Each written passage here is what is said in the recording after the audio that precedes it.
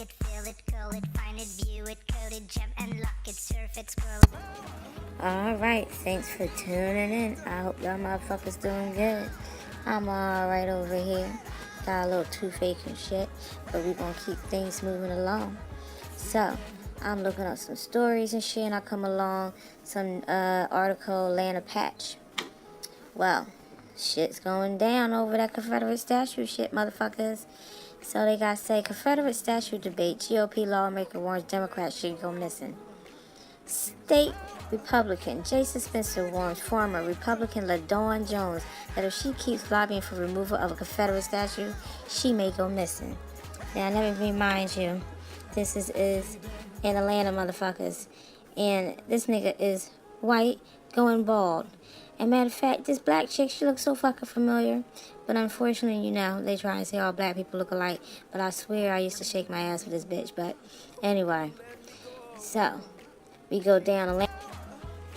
So, a Republican lawmaker from Georgia has called a brouhaha after reportedly posting on social media that a former state lawmaker will go missing in the Oklahoma, a 400 million acre wildlife refuge, if she doesn't tamp down on her support for the removal of Confederate monuments. Republican Rep. Jason Spencer of Woodbine in South Georgia made the remarks to former Georgia State Representative Republican LaDawn Jones of Atlanta in a series of Facebook messages which have been deleted according to news reports. Of course, they're gonna fucking erase that shit. They don't want no evidence. And you try to tell me motherfuckers still don't think back in the racist days. He probably KKK. Look at him. I can see him underneath a hood hiding that big ass head of his. Girl, you better run. Stand up for your rights, honey. Alright, so this motherfucker Spencer said, since Jones keep pushing to remove the monuments, she shouldn't be surprised if she confronted with something a lot more definitive than tiki torches, a reference to Charlottesville. Spencer also told Jones, a former colleague of his at the Georgia Assembly, that people in the South Georgia are people of action, not drama. He indicated that if she didn't get the point, she would go missing in the opening phase. That $4 million acre. Nigga, really. He also said, too many necks are red around here, Spencer said, according to the Atlanta Journal-Constitution. Don't say I didn't warn you about them. Jones reported that day to the Old South coming to an end. Enjoy, but no, winter is coming, she wrote, according to the AJC. You know it too. Otherwise, you wouldn't have found the need to even make this post or hollow threats of not coming to the South Georgia. Bitch, you better tell them. So we need more people like Jones to stand up and stop letting motherfuckers ride all over and shit. See, with this Confederate monuments, these things exist for fucked up reasons, to remind people how it was back then. I agree, shit, I want to take them all the fuck down, knowing that these white motherfuckers that didn't like our asses was being glorified and have their dumbass statue up in the city and shit. And notice that they all down, mostly down in the South and shit. But guess what? If you take them down, then you ain't gonna remember, and some motherfucker gonna slide that shit right back up in there, and you're gonna be repeating history. So, enjoy this fucking dumbass clip of these people trying to convince us that this shit is good for us, but then you see the KKK motherfuckers, they telling it how it really is. See? So, as I usually say, if you fucking don't know about history, you are doomed to repeat it. When talking about Confederate monuments, supporters often bring up two words: heritage. I'm here to take part in this great celebration of our heritage and history. I'm for the appreciation for all our history. When you remove history from a city that is full of history, what have you got?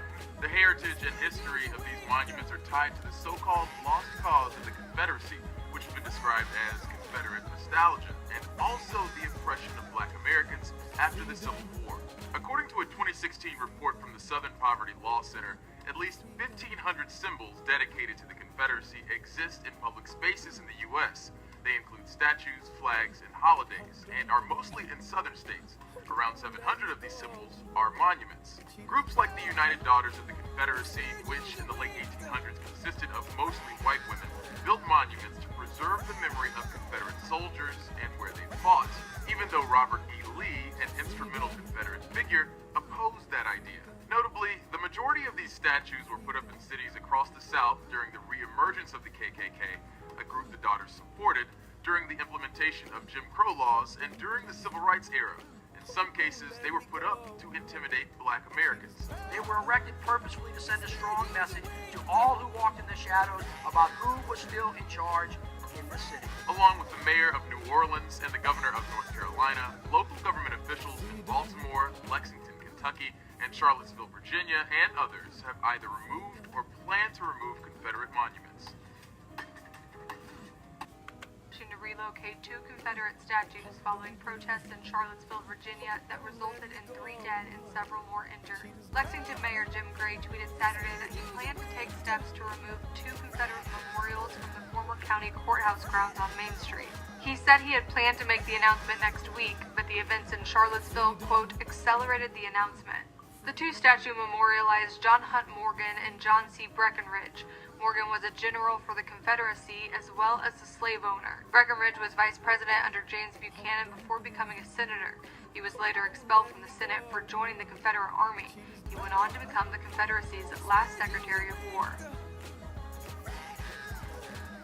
Have removed the city's Confederate monuments. The City Council voted unanimously Monday to get rid of the 4 statues after groups belonging to the so-called alt-right rallied in Charlottesville, Virginia. The weekend rally left 1 woman dead. Newsnews partners at WMAR report dozens of people celebrated as the monuments were torn down in Baltimore overnight Tuesday. The monuments are the Roger B. Taney Monument, the Confederate Women's Monument, the Robert E. Lee and Thomas J. Stonewall Jackson Monument, and the Confederate Soldiers and Sailors Monument. Several cities are considering making the same move Baltimore did in light of the events in Charlottesville. Officials from cities in Texas, Tennessee, Florida, Kentucky, and others have expressed interest in removing Confederate symbols. It's unclear what will happen to the statues in Baltimore now that they've been taken down. Some want to see them destroyed and made into other statues, while others think they should be put in a museum. So, all this for what? To make us even dumb so we can forget what happened? Like, let's be real. What is the meaning of all this? You take all these damn statues down, everybody forget, and then something happens.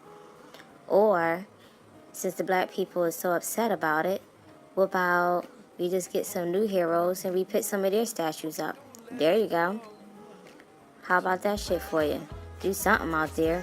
Fucking all this empty space now. What y'all motherfuckers gonna do now? Somebody gonna complain about something. Some activists gonna complain about something now. I say the New World Order agenda is at hand, motherfuckers. Beware, beware. Telling you.